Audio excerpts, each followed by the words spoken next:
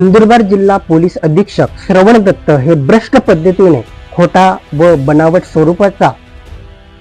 सामाजिक कार्यकर्त्यांच्या विरोधामध्ये हद्दपारीचा प्रस्ताव पारित करणे,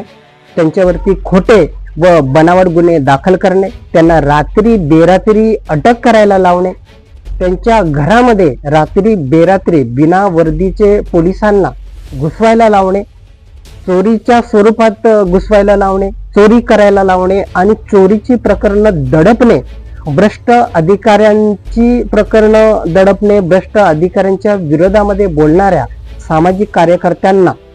टार्गेट करणे, भ्रष्ट अधिकाऱ्यांचं संरक्षण करणे, अवैध धंदे अवैध व्यवसाय यांच्या विरोधामध्ये बोलणाऱ्या सामाजिक कार्यकर्त्यांना टार्गेट करणे, त्यांच्या हत्येचा कट रचणे, हत्येचा प्रयत्न करणे, पोलीस कस्टडीत असताना जातीवाचक अश्लील व वाईट शिवीगाळ करून अमानुषपणे मारहाण करणे, अशा पद्धतीने गुन्हेगारी पद्धतीने चुकीची कामं नंदुरबार जिल्हा पोलीस अधीक्षक नंदुरबार जिल्ह्यामध्ये करत आहेत. हे पोलीस अधीक्षक आपल्या वर्दीचा, पदाचा व अधिकाराचा दुरुपयोग करून सामाजिक कार्यकर्त्यांवरती खोटे व बनावट गुन्हे दाखल करून त्यांना अटक करायला लावणे आणि बोगस पद्धतीने, भ्रष्ट पद्धतीने, चुकीच्या पद्धतीने, असंविधानिकरित्या काम करत आहेत. यांच्या या मनमानी व चुकीच्या कारभाराच्या विरोधामध्ये नंदुरबार जिल्ह्यातील आदिवासी महिलांनी माननीय कलेक्टर महोदयांना दिनांक 28 फेब्रुवारी 2026 रोजी एक निवेदन दिलेलं आहे आणि त्या निवेदनाच्या माध्यमातून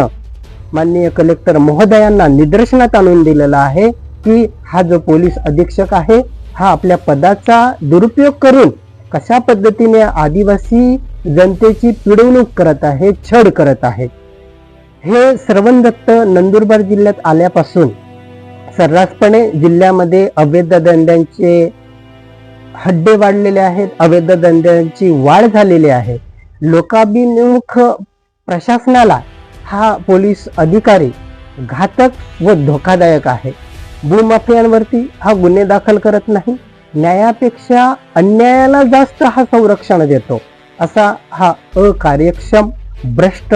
आदिवासी पोलीस अधीक्षक हा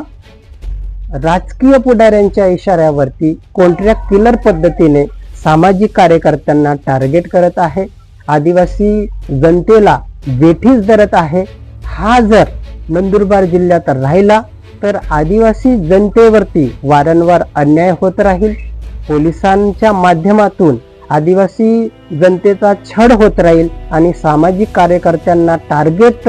हा करतच राहील. म्हणून अशा भ्रष्ट व कार्यक्षम आदिवासी विरोधी आणि आदिवासी सामाजिक कार्यकर्त्यांचा विरोधी, संविधानाच्या विरोधक या पोलीस अधीक्षक श्रवण दत्तची तात्काळ नंदुरबार जिल्ह्यातून हकालपट्टी करण्यात यावी व यांच्यावरती बडतर्फीची कारवाई करण्यात यावी, अशा स्वरूपाची मागणी आम्ही माननीय विधानसभा अध्यक्ष